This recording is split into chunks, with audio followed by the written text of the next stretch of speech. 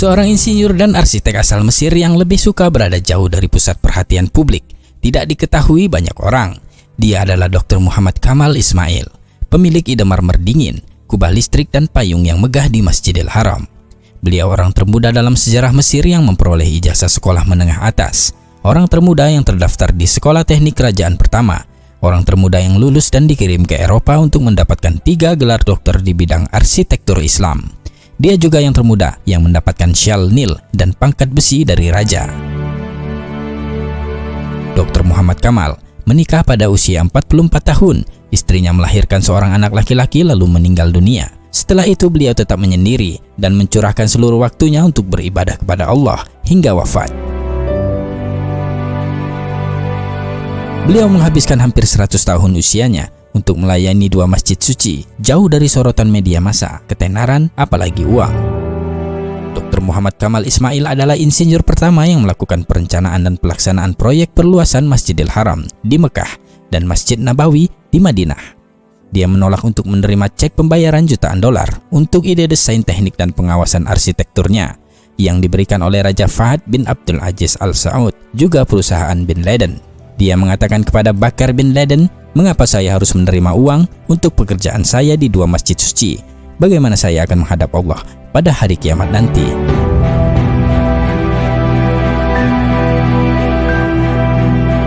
Dokter jenius ini memiliki kisah ajaib atas kuasa Allah yang menakjubkan dan luar biasa sehubungan dengan batu marmer yang dipakai untuk lantai Masjidil Haram, juga Masjid Nabawi.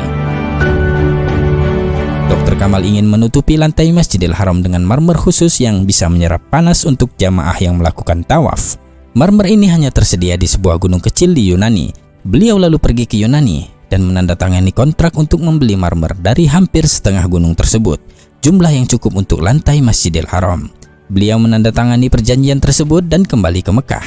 Setelah 15 tahun selesai pembangunan di Masjidil Haram, pemerintah Saudi memintanya untuk menempatkan jenis marmer yang sama di Masjid Nabawi di Madinah. Dr. Muhammad Kamal mengatakan, ketika raja memintanya untuk melapisi Masjid Nabawi juga dengan marmer yang sama, saya menjadi sangat bingung karena hanya ada satu tempat di dunia ini untuk mendapatkan marmer jenis ini, yaitu di Yunani, dan saya sudah membeli setengah dari yang tersedia. Dr. Kamal mengatakan bahwa ia pergi ke perusahaan yang sama di Yunani dan bertemu dengan CEO dan menanyakan jumlah yang tersisa dari marmer tersebut. CEO itu mengatakan bahwa marmer yang ada di gunung itu telah terjual semuanya 15 tahun yang lalu. Dr. Kamal menjadi sangat sedih. Ia melangkah keluar dan ketika hendak meninggalkan kantor mereka, ia bertemu dengan sekretaris kantor. Dr. Kamal memintanya untuk memberitahu keberadaan orang yang membeli sisa jumlah marmer tersebut. Sekretaris itu menjawab bahwa akan sulit untuk mengetahui dari catatan yang sudah sangat lama. Atas permintaan Dr. Kamal, ia berjanji akan mencari berkasnya. Dr. Kamal kemudian memberikan alamat dan nomor hotelnya dan berjanji akan mengunjunginya kembali keesokan harinya.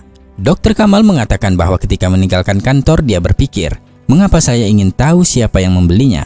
Dalam hati saya berkata pada diri saya sendiri, Allah akan membuat sesuatu yang luar biasa terjadi," ujarnya.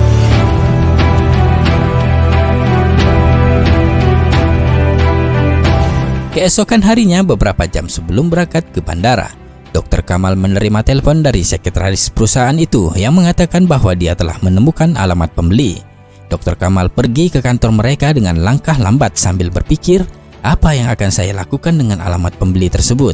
Karena sudah bertahun-tahun berlalu. Dr. Kamal sampai di kantor dan sekretaris memberi alamat perusahaan yang membeli sisa marmer tersebut. Dr. Kamal mengatakan bahwa jantungnya berdegup kencang saat mengetahui bahwa perusahaan yang membeli marmer tersebut adalah perusahaan Saudi Arabia. Dr. Kamal pun terbang kembali ke Arab Saudi pada hari yang sama, dan setibanya di sana, ia langsung menuju ke kantor perusahaan yang membeli marmer tersebut dan bertemu dengan direktur admin dan menanyakan apa yang telah dilakukannya dengan marmer yang dibelinya beberapa tahun yang lalu dari Yunani. Direktur admin berkata, "Saya tidak ingat." Dia lalu menghubungi bagian gudang dan bertanya tentang marmer putih dari Yunani, dan mereka mengatakan kepada Dr. Kamal bahwa semua jumlah marmer yang dibeli 15 tahun yang lalu masih ada dan tidak pernah digunakan. Subhanallah.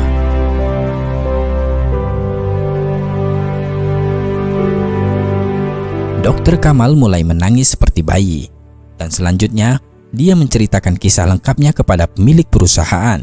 Dr. Kamal memberikan cek kosong kepada pemilik perusahaan dan memintanya untuk menuliskan jumlah yang diinginkan. Ketika pemilik perusahaan mengetahui bahwa marmer tersebut adalah untuk Masjid Nabawi, ia berkata, Allah membuat saya membeli marmer ini dan melupakannya, karena marmer ini dimaksudkan untuk digunakan di Masjid Rasulullah. Allahu Akbar.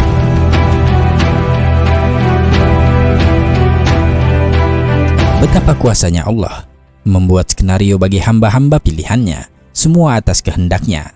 Dr. Muhammad Kamal Ismail meninggal pada 2 Agustus 2008. Semoga Allah menempatkan beliau di tingkat tertinggi di surga Firdausnya kelak. Amin ya rabbal alamin. Wallahu a'lam bissawab.